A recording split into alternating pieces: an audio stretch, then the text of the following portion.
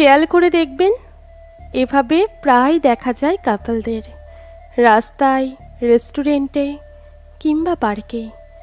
কিন্তু স্বামী স্ত্রী খুব কম পাবেন। কথাটা অপ্রিয় হলেও সত্য। প্রেমিকার সাথে সারা রাত কথা বলাটা ভালোবাসার পরিচয় হলেও বউয়ের সাথে এক রাত গল্প করাটাই নেহাত বোকামি।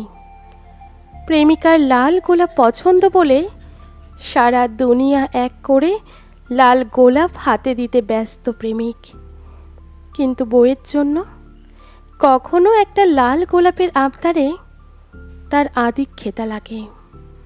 প্রেমিকার হাতে বিস্বাদের খিচুড়িও অমৃত মনে হয়।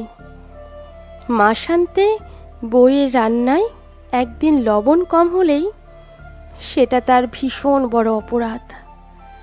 প্রেমিকার জন্মদিনে মাথায় শুধু তাকে সারপ্রাইজ দেওয়ার চিন্তা ঘুরপাক করে, আর স্ত্রীর বেলায় হিসেবটা শুধু পাওনার দুয়ারে গিয়েই ঠেকে।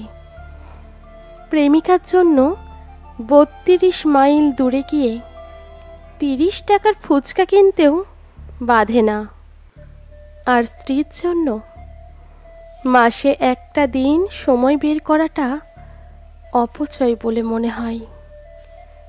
প্রেমিকা অসুস্থ হলে 10 মিনিট পর পরই তার খোঁজ নেওয়াটা কেয়ার বলে গণ্য, আর স্ত্রী অসুস্থ হলে কেয়ার দরকার হয় না, বিরক্ত লাগে।